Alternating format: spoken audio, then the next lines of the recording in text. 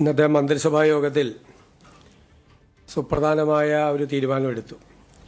സംസ്ഥാന സർക്കാരിൻ്റെ ഇന്ദിരാ ഗ്യാരണ്ടി പദ്ധതിയുടെ ഭാഗമായി ആദ്യ മന്ത്രിസഭാ യോഗത്തിലെടുത്ത തീരുമാനം അനുസരിച്ച് ജൂൺ 15-ാം തീയതി മുതൽ പ്രായഭേദമന്യേ എല്ലാ സ്ത്രീകൾക്കും ട്രാൻസ്ജെൻഡർ വ്യക്തികൾക്കുമായി KSRTC ബസ്സിലെ ഓർഡിനറി സർവീസുകളിലെ ബസ്സുകളിൽ സൗജന്യ യാത്രാ സ്കീം ജൂൺ 15 മുതൽ നടപ്പിലാക്കുന്നതിന് അതിനുള്ള അംഗീകാരം നൽകാൻ വേണ്ടി തീരുമാനിച്ചു.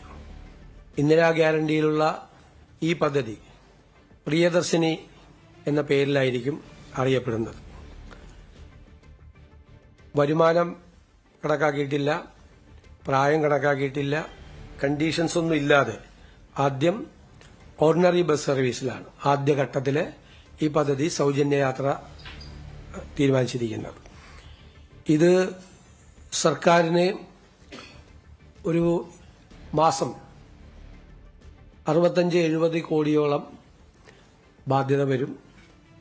800 കോടി രൂപയിലധികം ഒരു വർഷത്തിൽ KSRTCക്ക് അതിന്റെ വരുമാനക്കുറവ് വരും. ആ പണം സർക്കാർ KSRTCക്ക് നൽകും. ഇപ്പോൾ KSRTCക്ക് 1500 കോടി എല്ലാ വർഷവും കൊടുക്കുന്നുണ്ട്, ശമ്പളവും പെൻഷൻ ഉൾപ്പെടെയുള്ള കാര്യങ്ങൾക്ക്. ഒരു മാസം 125 കോടി വെച്ചാണ് കൊടുക്കുന്നത്. അങ്ങനെ ഒരു വർഷം 1500 കൊടുക്കുന്നതിന്റെ കൂടെ ഇതിനാവശ്യമായ തുക ഏകദേശം 750-നും 800 കോടിക്കും ഇടയിൽ ഇതിന്റെ തുക വരും. അല്ല, ഞാൻ പറഞ്ഞിട്ട് പ്രതിമാസം 65-70 കോടിയോളം വരും ഇതിന്റെ ചെലവായിട്ട് കണക്കാക്കിയിരിക്കുന്നത്. അതാണ് 750-800 കോടിയോളം രൂപ പ്രതിവർഷം വരും. അപ്പം നിലവിൽ കൊടുത്തുകൊണ്ടിരിക്കുന്ന 1500 കോടി രൂപയ്ക്ക് പുറമെ ഈ പണം കൂടി സർക്കാർ KSRTCക്ക് നൽകും. KSRTC വരുന്ന 6 മാസത്തിനുള്ളിൽ അവരുടെ വരുമാനം വർദ്ധിപ്പിക്കുന്നതിന് വേണ്ടിയിട്ടുള്ള വിവിധ മാർഗങ്ങൾ ആരായണം എന്ന് അഭ്യർത്ഥിച്ചിട്ടുണ്ട്. ആ സർക്കാരിന്റെ അഭ്യർത്ഥന അവർ സ്വീകരിച്ചിട്ടുണ്ട്.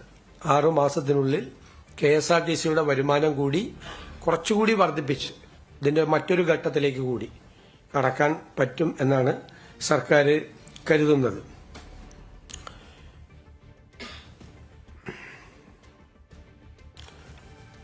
അതുപോലെ ഗവൺമെന്റ് ലീഡർമാരെ 40ഓളം പേരെ പുതിയതായി നിയമിച്ചിട്ടുണ്ട്. നേരത്തെ നിയമിച്ചത് കൂടാതെ അതിൽ special government leader, senior government leader എന്ന തസ്തികകളിലേക്കാണ് നിയമിച്ചിട്ടുള്ളത്. സ്റ്റേറ്റ് അറ്റോർണിയായിട്ട് ശ്രീ അനൂപ് നായരെ നിയമിച്ചു ഹൈക്കോടതിയിൽ. ഇത്തരം തീരുമാനങ്ങളാണ്, ഈ തീരുമാനങ്ങളെല്ലാമാണ് ഇന്നത്തെ മന്ത്രിസഭാ യോഗത്തിലെടുത്തത്.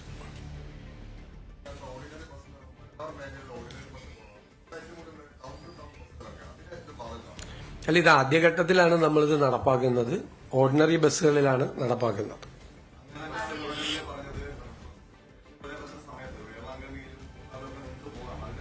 അല്ലല്ല, ഞാൻ പറഞ്ഞല്ലോ, കൃത്യമായിട്ട് പറഞ്ഞല്ലോ, ഇത് ആദ്യഘട്ടത്തിൽ ഇതാണ് നടപ്പാക്കുന്നത്.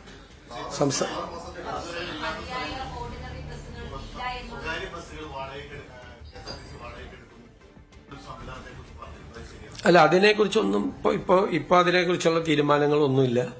KSRTC ഒരു സ്വതന്ത്രമായി വരുമാനമുണ്ടാക്കാൻ കഴിയുന്ന തലത്തിലേക്ക് KSRTCയെ ഉയർത്തുന്നതിന് വേണ്ടിയിട്ടുള്ള നടപടികൾ ഗവൺമെന്റ് സ്വീകരിക്കും. കൂടുതൽ വാഹനങ്ങൾ വാങ്ങി, കൂടുതൽ ഷെഡ്യൂളുകൾ നടപ്പിലാക്കി, കൂടുതൽ പരസ്യങ്ങൾ നൽകി വരുമാനം വർദ്ധിപ്പിക്കുന്നതിനുള്ള നടപടികളുണ്ടാകും. ഇത് നമ്മൾ പ്രഖ്യാപിച്ച പദ്ധതിയുടെ ആദ്യഘട്ടമായിട്ടാണ്. ഇപ്പോൾ തന്നെ ഞാൻ പറഞ്ഞതുപോലെ 750-800 കോടി രൂപ ഒരു വർഷത്തിൽ ഗവൺമെന്റിന് അധിക ചെലവ് വരുന്ന ഒരു പദ്ധതിയാണ് ആദ്യ വർഷത്തിൽ തന്നെ. അത് KSRTCയുടെ നില കുറച്ചുകൂടി മെച്ചപ്പെടുത്തിയിട്ട് രണ്ടാം ഘട്ടത്തിനെ കുറിച്ച് നമ്മൾ ആലോചിക്കും.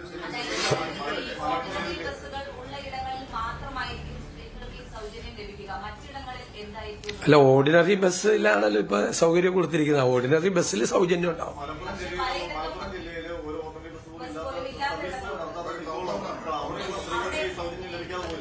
അല്ല, അവിടുത്തെ സർവീസുകളിലെ 28% ഉള്ളൂ KSRTC ബസ്സുകൾ. 28% KSRTC ബസ്സുകളുണ്ട്. തിരുവനന്തപുരത്തുള്ളത്തരം KSRTC ബസ്സുകൾ മലപ്പുറത്തില്ല എന്നുള്ളത് ശരിയാണ്. പക്ഷെ 28% ഉണ്ട്. Ordinary bus ഇല്ലായികയല്ല. 28% മൊത്തം സർവീസുകളിൽ 28% ഈ പറയുന്ന ജില്ലകളിലുണ്ട്.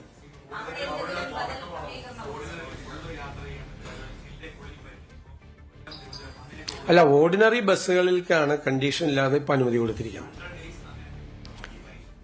അല്ല, അതല്ല, അത് നമ്മൾ പഠിക്കണമല്ലോ. ഒരു പുതിയ സംവിധാനം ഏർപ്പെടുത്തുമ്പോൾ നമ്മൾ പഠിക്കും. അതിന് പരിമിതികളൊന്നുമല്ല. നമ്മളത് സ്റ്റഡി ചെയ്യും. എല്ലാ മാസവും നമ്മളത് റിവ്യൂ ചെയ്യും. എല്ലാ മാസവും. കാരണം ഒരു പുതിയ കേരളത്തിൽ ആദ്യമായി നടപ്പിലാക്കുന്ന ഒരു സ്കീമാണ്. അപ്പൊ അതിന്റെ എല്ലാ കാര്യങ്ങളും, ഇപ്പോൾ നിങ്ങൾ ചോദിച്ച മലബാറിലെ കാര്യങ്ങൾ ഉൾപ്പെടെ ആ കൂട്ടത്തിൽ നമ്മൾ സ്റ്റഡി ചെയ്യും. എന്നിട്ട് നമുക്ക് അതിന്റെ അകത്ത് എവിടെയാണ് കുറവ്, എന്താണ് കുറവ് എന്ന് മനസ്സിലാക്കി അതുകൂടി പരിഹരിക്കാനുള്ള ശ്രമം ഉണ്ടാവും. അല്ല, അത് ആലോചിക്കും. നമ്മൾ സ്റ്റഡി ചെയ്യട്ടെ. ഓരോ ജില്ലയിൽ നിന്നും എത്ര പേരാണ് ഒരു ദിവസം ഓർഡിനറി ബസ്സിൽ കയറുന്ന സ്ത്രീകളുടെ എണ്ണം എത്രയാണ്, ഒരു മാസം എത്ര വരും എന്ന് നമ്മൾക്കിപ്പോ ഉള്ളത് KSRTCയിലത്തെ നിലവിലത്തെ ഒരു സർവേ നടത്തിയിട്ടുള്ള കണക്കാണ്. ആ കണക്ക് പ്രകാരമാണ് നമുക്ക് ഇത്രയും 750-800 കോടി രൂപയുടെ ബാധ്യത നമുക്ക് വരുന്നത്. അപ്പൊ അത് നമ്മൾ സ്റ്റഡി ചെയ്യുമ്പോൾ എവിടെയാണത് കുറവ്, എവിടെയാണ് ഒരു സ്ത്രീകൾക്ക് വേണ്ടി നമ്മൾ കൊടുക്കുന്ന ഒരു സ്കീമാണ്. അത് നമ്മൾ ആഗ്രഹിച്ചതുപോലെ തന്നെ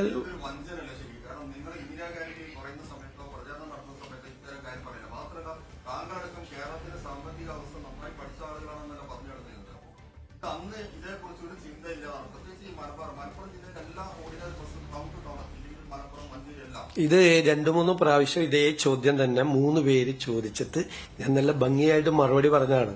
അത് പഠിച്ച് അതിനുള്ള ഓൾട്ടർനേറ്റീവ് സംവിധാനം ഏർപ്പെടുത്തുന്നു. പിന്നെ വഞ്ചന എന്നൊക്കെയുള്ള വാക്ക് ആളുകൾക്ക്, സ്ത്രീകൾക്ക് KSRTCയിൽ സൗജന്യ യാത്ര ഓർഡിനറി ബസ്സുകളിൽ അനുവദിക്കാനുള്ളൊരു സ്കീം 800 കോടി രൂപയോളം വരുന്നൊരു ബാധ്യതയുള്ള ഒരു സ്കീം പ്രഖ്യാപിച്ചിട്ട് വഞ്ചന എന്ന് പറയുകയാണെങ്കിൽ താങ്കൾ പ്രതിനിധാനം ചെയ്യുന്ന സ്ഥാപനത്തിന്റെ അഭിപ്രായമായിട്ട് അത് നാളെ എഴുതിക്കോ, സ്ത്രീകളെ വഞ്ചിച്ചു എന്ന് പറഞ്ഞു. അല്ലാതെ ഞാൻ വേറെ അഭിപ്രായം അതിനെ കുറിച്ച് പറയുന്നില്ല. പക്ഷെ ആ വാക്ക് ഒന്നും കൂടി ആലോചിക്കും. നിങ്ങൾ മാധ്യമപ്രവർത്തകരല്ലേ. ആ വാക്ക് ഒരു വലിയ പ്രധാനപ്പെട്ട സ്കീം. കേരളത്തിലെ പാവപ്പെട്ട സ്ത്രീകളാണ് ഇതിനകത്ത് യാത്ര ചെയ്യുന്നത് കൂടുതൽ, ബഹുഭൂരിപക്ഷം പേർ. അല്ല, ലെറ്റ് മീ കംപ്ലീറ്റ്. ഞാൻ ഒരു ഉത്തരം പറഞ്ഞുകൊണ്ടിരിക്കും. അങ്ങൊരു പ്രസംഗം പോലെ ഒരു ചോദ്യം ചോദിച്ചു. അതിന് ഞാൻ ഉത്തരം പറഞ്ഞുകൊണ്ടിരിക്കുകയാണ്. അങ്ങനെ അസ്വസ്ഥരാവല്ലേ. നിങ്ങൾ 3 പേരും ചോദിച്ചുകൊണ്ടിരിക്കുകയാണ്. ഒരേ ചോദ്യം ചോദിച്ചുകൊണ്ടിരിക്കുകയാണ് 3 പേരും. ഇനി വേറെ ആർക്കെങ്കിലും ചോദിക്കാനുണ്ടെങ്കിൽ ചോദിക്കും. അവരുടെ ചോദ്യത്തിന് ഞാൻ മറുപടി പറഞ്ഞേ.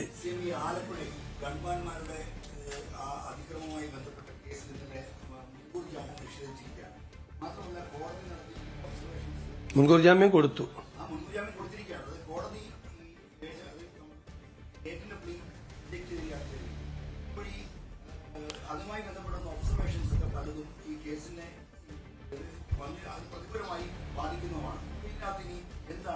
ഇല്ല, അത് ഉറപ്പായിട്ട് പരിശോധിക്കും. കോടതിയുടെ ഓരോ നടപടിക്രമങ്ങളുടെ ഭാഗമായിട്ട് ചിലപ്പോൾ ആന്റിസിപ്പേറ്ററി ബെയിൽ കൊടുക്കും, ചിലപ്പോൾ ആന്റിസിപ്പേറ്ററി ബെയിൽ റിജക്ട് ചെയ്യും.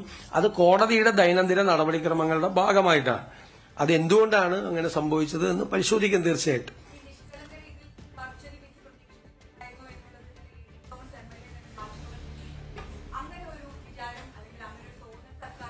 അല്ല, നമുക്ക് അങ്ങനെ ഒരു കോടതി വിധിയെക്കുറിച്ച് സർക്കാർ കയറി കമന്റ് പറയാൻ പറ്റുമോ?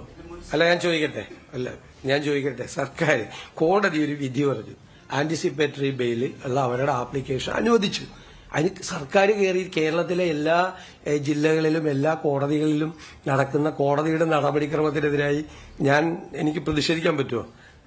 അതിനെക്കുറിച്ച് കമന്റ് പറയാൻ പറ്റില്ല. അത് കോടതിയുടെ നടപടിക്രമത്തിന്റെ ഭാഗമായിട്ടാണ്. വേറെ ഓപ്ഷൻ ഗവൺമെന്റിന്റെ അകത്തുണ്ട്, ഓപ്ഷനുണ്ട്. അതെല്ലാം പരിശോധിക്കും. അല്ല, അതെല്ലാം പരിശോധിക്കും. ഞാൻ പറഞ്ഞല്ലോ, അതെല്ലാം പരിശോധിക്കും. ആ കാര്യങ്ങളെല്ലാം തീർച്ചയായിട്ടും പരിശോധിക്കും.